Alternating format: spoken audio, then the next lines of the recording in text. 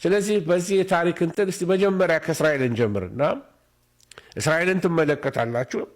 በመጽሐፍ ቅዱስ በጣም የትንቢት ማዕከል ናት፣ ሁላችሁም ታውቃላችሁ።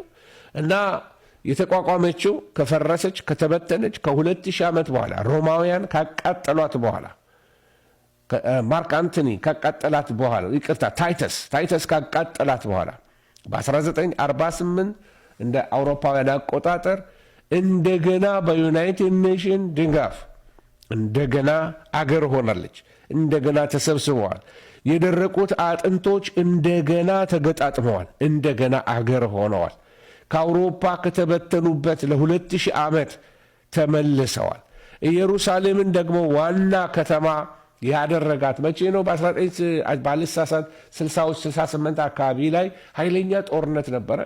በዚህ ጦርነት የ6 ቀን ጦርነት በተደረገበት ሰዓት ላይ እስራኤሎች ተዋጉ። ብዙ የአረብ ኔበሮቻቸው እነዛን በሙሉ ቅድም የጠቀስኩላቸውን አሸንፈዋቸው እስራኤል ሰፋች።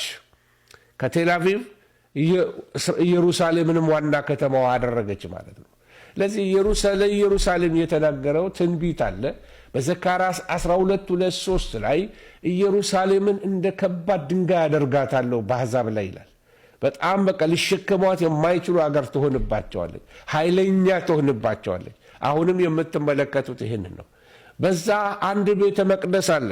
ዛሬ ጊዜ አይኖረን አላቅም። ስለ ሶስተኛው ቤተ መቅደስ ላወራችሁ እፈልጋለሁ፣ ምክንያቱም ዘመኑ እየደረሰ ስለሆነ።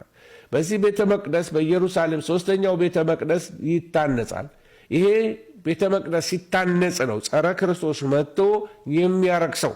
ሁለተኛ ተሰሎንቄ 2:4 ላይ የምትመለከቱት በተቀደሰው ስፍራ የጥፋት ርኩሰት እንደሚመጣ መጽሐፍ ይነግረናል። በዳንኤልም ትንቢት እንመለከተዋለን። ስለዚህ የተቀደሰው ስፍራ የሚለው ስለ ቤተ መቅደሱ ነው። ስለዚህ ቤተ መቅደሱ እንደሚሰራ ምንም ጥርጥር የለም። እሱን በሌላ ጊዜ ያሳያችኋለሁ፣ ወይም በዚህ ቀን በዛሬ ላልጨርሰው እችላለሁ። ሁለተኛው ሀገር